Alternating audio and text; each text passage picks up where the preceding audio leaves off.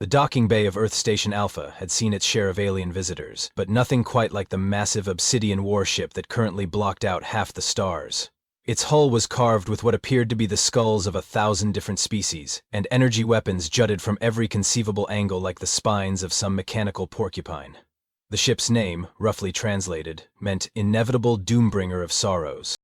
Most civilizations would have immediately surrendered at the sight. Earth Station Alpha's docking controller, Marcus Thompson, simply sighed and reached for his clipboard. "Great. Another unscheduled arrival," Marcus muttered, adjusting his reading glasses. "Hope this one at least has proper parking permits."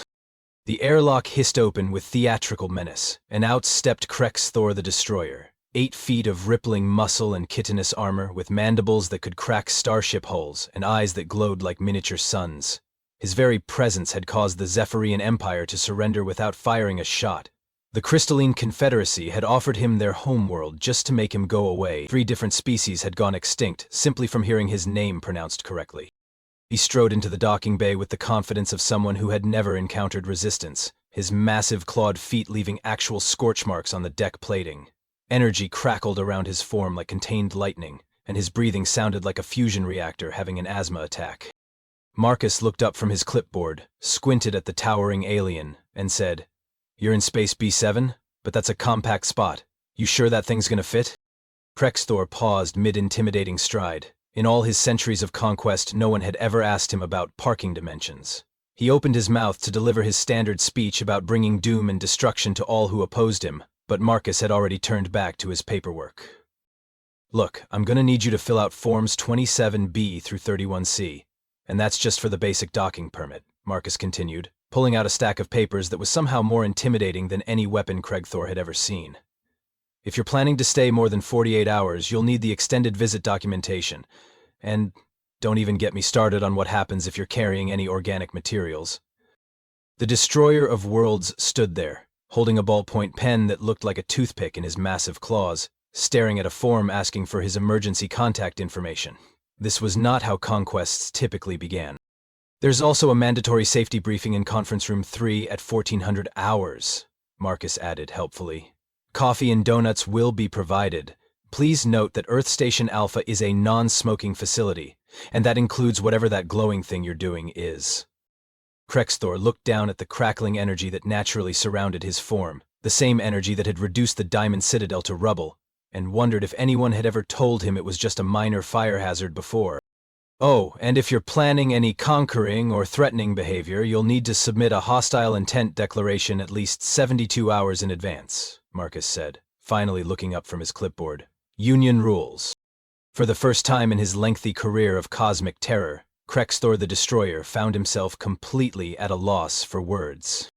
20 minutes later, Krex Thor had managed to fill out most of the paperwork, though his emergency contact was listed as the Screaming Void of Eternal Despair, and his reason for visiting was conquest and subjugation, written in what appeared to be molten lava. He decided to try a different approach. Surely, once he demonstrated his true power, these humans would cower appropriately. The warbeast strode onto the main deck of Earth Station Alpha, drew himself up to his full imposing height, and let loose his legendary battle roar of infinite terror. It was a sound that had shattered moons, driven entire armadas insane, and once caused a black hole to develop anxiety issues. Captain Betty Rodriguez, who was enjoying her morning coffee while reviewing supply requisitions, looked up with mild concern. "Oh, honey, you sound awful," she said, standing up and patting his armored shoulder in a motherly way. "When's the last time you had a proper meal? That stomach rumbling is something fierce." Krex Thor stared at her. The battle roar of infinite terror had been mistaken for indigestion. "I could make you some soup," Betty continued. "My abuela's recipe. Fixes everything from heartburn to existential dread, though you might want to try some antacids first." She rummaged through her desk drawer and produced a small bottle. "Here, take 2 of these and call me in the morning. Well, I mean call the medical bay. I'm not a doctor, just someone who recognizes a tummy ache when I hear one." Krex Thor looked down at the tiny pills in his palm. Each one was smaller than his smallest claw. These humans were offering him medicine for what they thought was a digestive issue? He tried again, this time channeling the dark energies of the void into his voice as he spoke. "I am Krex Thor the Destroyer. I have laid waste to countless worlds. I am death incarnate. The ending of all things. Engineering Chief Tom Wilson walked by carrying a toolkit and paused. Oh, you're one of those method actors, huh? My nephew went through a goth phase too. Very dramatic. You'll grow out of it.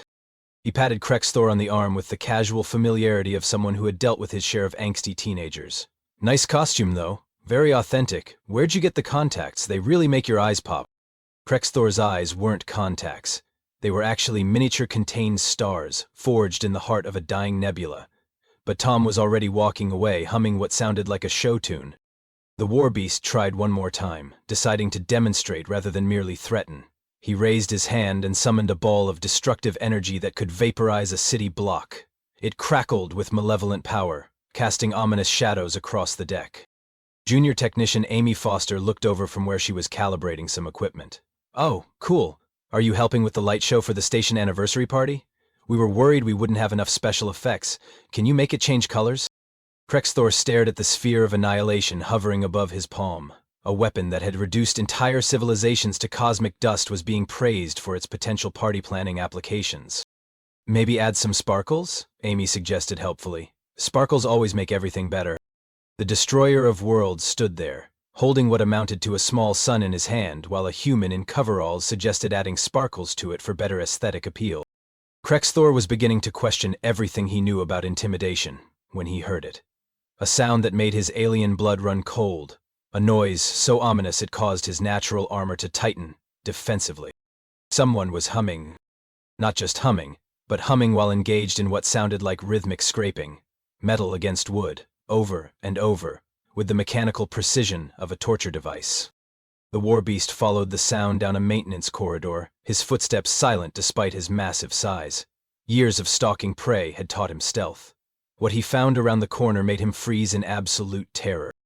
A human male, approximately average size, was sitting at a small workbench. In one hand he held what appeared to be a small wooden cylinder. In the other, a device that was systematically removing material from the cylinder with each deliberate twist.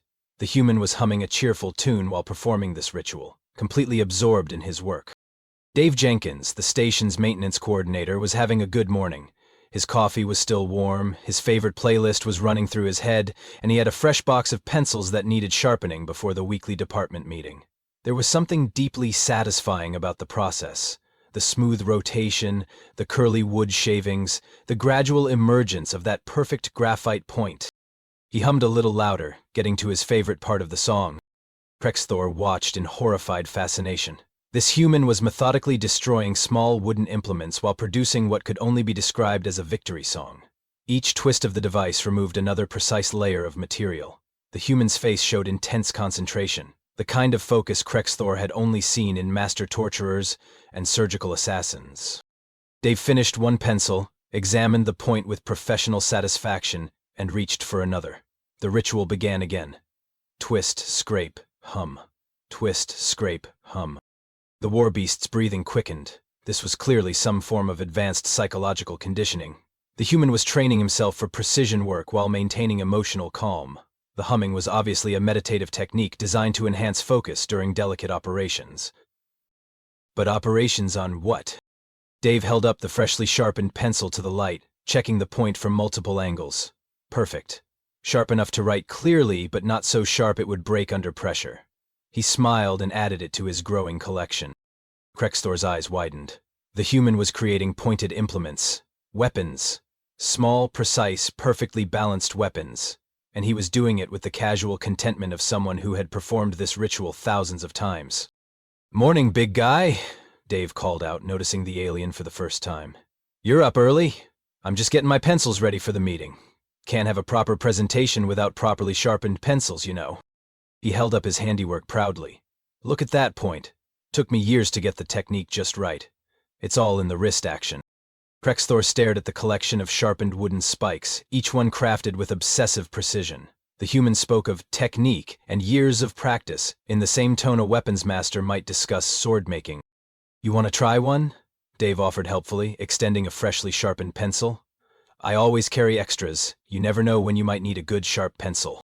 The war beast looked at the pointed implement being offered to him and realized he might have gravely underestimated these humans. 3 hours later, Krexthor was huddled in his quarters, frantically transmitting an encrypted message to the Galactic Council. His usual composure had been replaced by something approaching panic. "Emergency Protocol 7, he whispered into his communications device.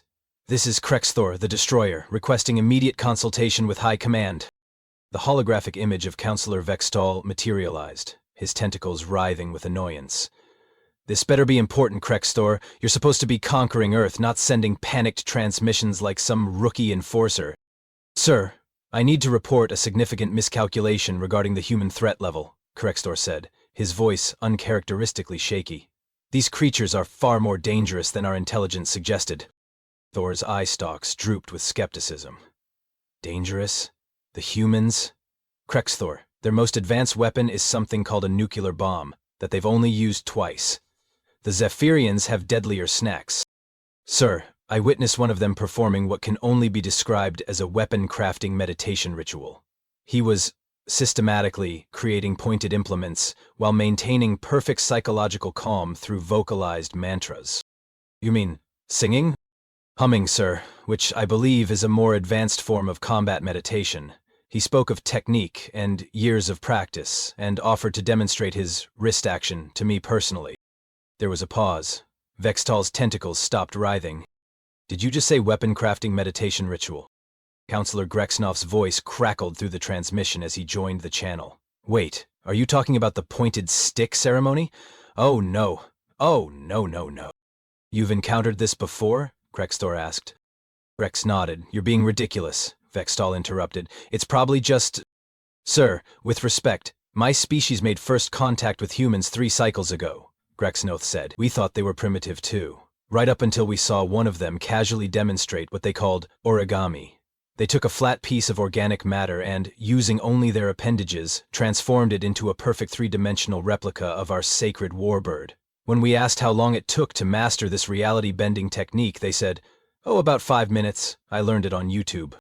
Krexthor felt his mandibles clatter nervously. "What's YouTube?" "We're still trying to figure that out," Grexnoff admitted. "But apparently it's where they store their advanced tactical training. All of it. Just freely available to anyone." Vextal's hologram flickered as more council members joined the transmission. Counselor Zyftik's crystalline form chimed in with obvious distress. "The Crystalline Confederacy has a similar report. We observed a human female performing what she called parallel parking. She maneuvered a 2-tunnel metal vehicle into a space barely larger than the vehicle itself, using only mirrors and something called spatial awareness. She did this while simultaneously consuming a hot beverage and having a conversation through a communication device. When asked about this impossible feat of multidimensional calculation, she said it was no big deal and that her teenage daughter was way better at it." The transmission filled with uncomfortable silence. "Perhaps," Vextal said slowly, "we should reconsider our approach to the human question."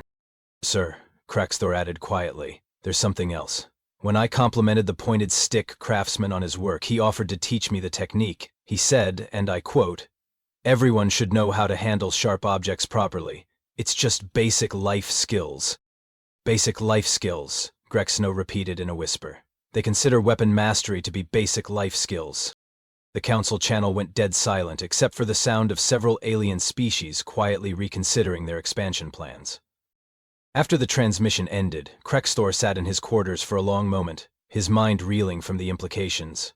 If multiple species had encountered similar displays of casual human competence, then perhaps his observations weren't isolated incidents. Perhaps they were glimpses into something far more terrifying, a species so naturally adept at complex skills that they didn't even recognize their own abilities as remarkable. A gentle knock interrupted his brooding. "Come in," he called, expecting another bureaucrat with more paperwork. Dave Jenkins poked his head through the doorway, still carrying his pencil sharpening kit.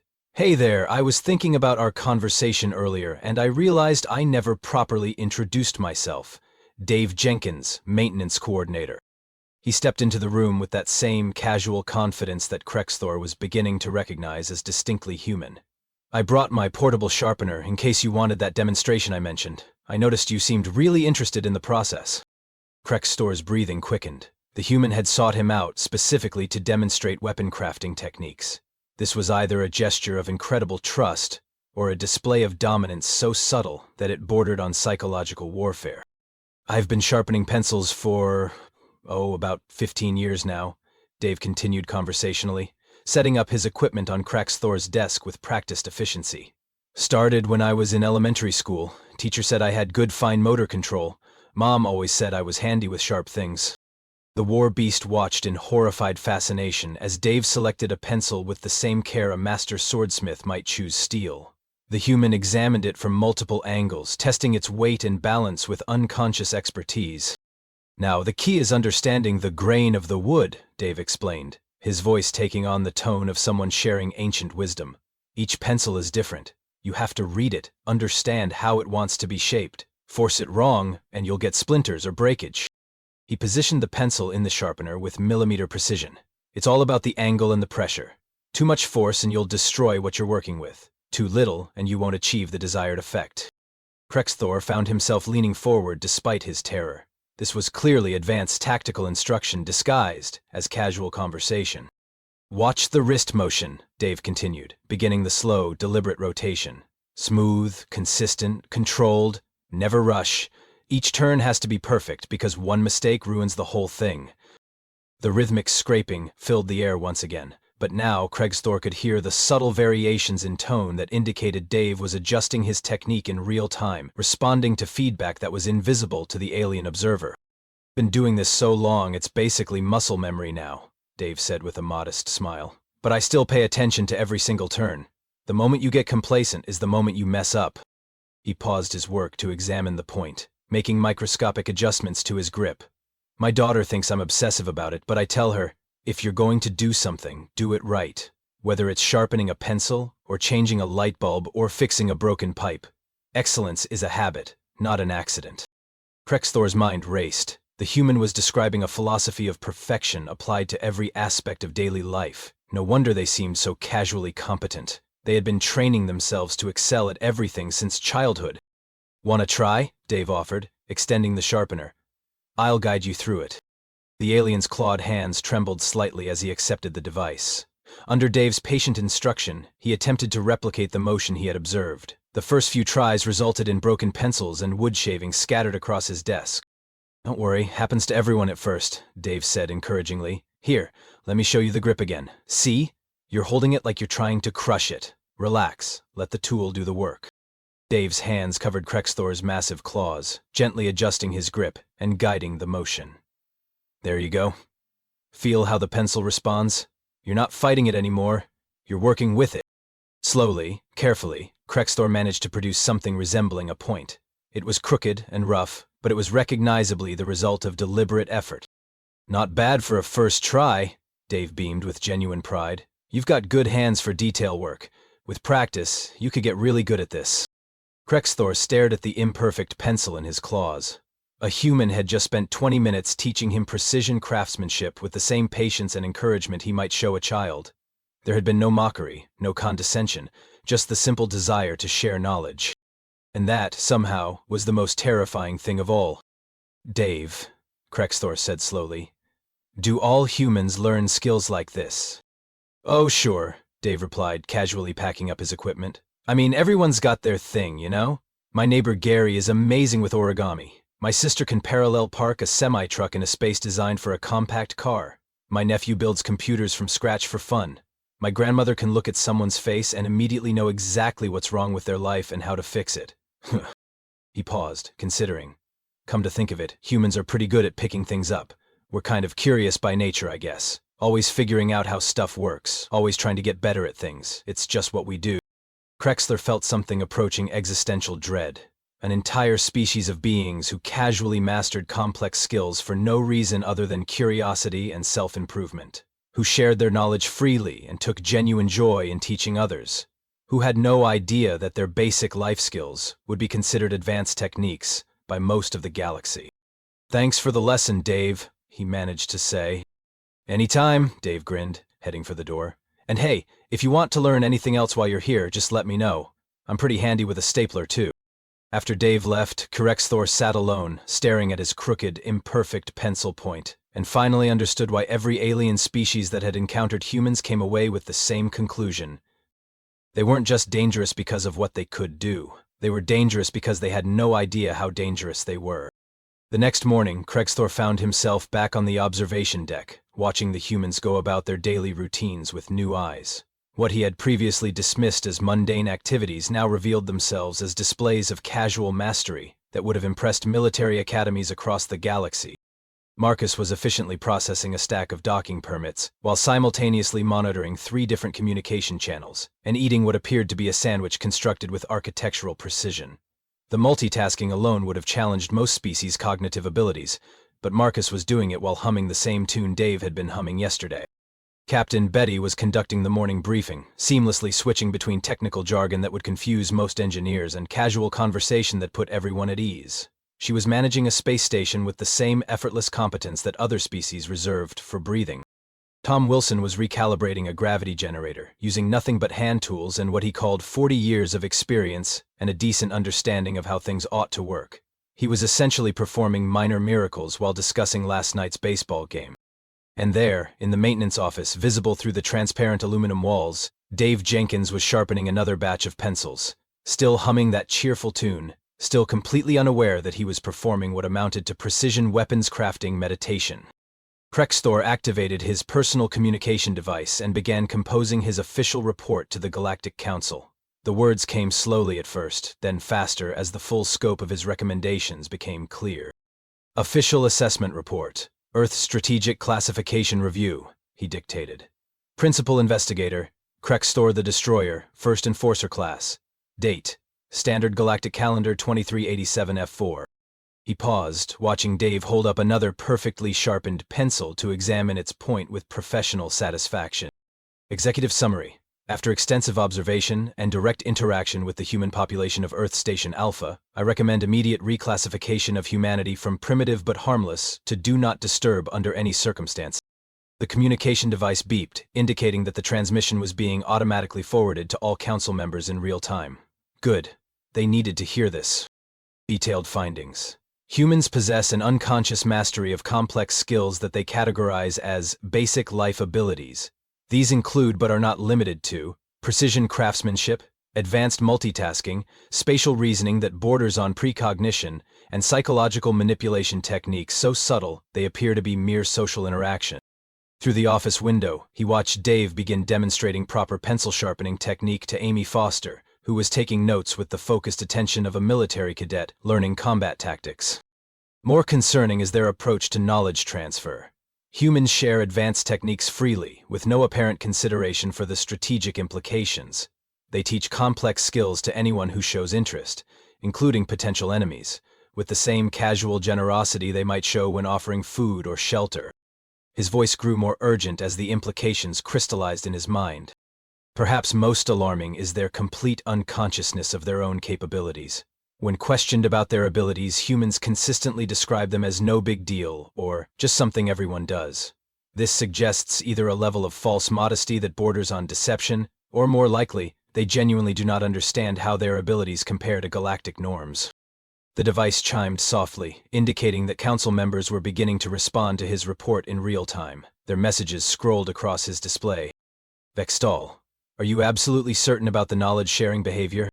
Grex nodded. This aligns with our observations. Recommend full council session. Zythpik, emergency protocols should be considered. Krexthor continued his dictation, his voice taking on the formal tone he reserved for his most critical military assessments. Strategic recommendations. First, immediate cessation of all conquest-oriented contact with Earth. Humans appear to interpret aggressive behavior as either digestive distress or performance art, which prevents the establishment of proper dominance hierarchies. He watched Marcus efficiently resolve a docking dispute between 2 merchant vessels through what appeared to be nothing more than patient conversation and proper paperwork management. Second, establish Earth as a protected zone with a minimum safe distance of 50 parsecs. While humans show no signs of aggressive expansion intent, their unconscious confidence level suggests that any species attempting to conquer them would likely be assimilated through the simple expedient of humans trying to be helpful. Amy was now successfully sharpening her own pencil under Dave's encouragement, her face showing the same focused concentration that Krexthor had initially mistaken for combat meditation. Third, and most critically, under no circumstances should any member species attempt to teach humans that they are unusual or remarkable in any way. Their current unconsciousness of their own capabilities appears to be the primary factor preventing them from becoming a galactic-scale threat. If humans ever become aware of how their abilities compare to galactic norms, the strategic balance of the entire galaxy could be fundamentally altered. The response messages were coming faster now. Counselor Mexteth, motion to implement all recommendations immediately. Counselor Vorthag, seconded, this is a Code 7 scenario. High Counselor Zeth Prime, emergency session called. All expansion fleets are to avoid the Sol system indefinitely. Krexthor felt a mixture of relief and ongoing unease as he concluded his report. Personal note, in my centuries of service as a galactic enforcer, I have never encountered a species that posed a greater potential threat while remaining so thoroughly non-threatening. Humans are dangerous not because they want to be, but because they cannot help being casually excellent at everything they attempt. They have weaponized competence through the simple expedient of treating excellence as a normal expectation. Dave had finished his morning pencil sharpening session and was now teaching Tom Wilson the finer points of proper graphite-to-wood ratios. Tom was nodding along with the attention of someone learning genuinely useful information.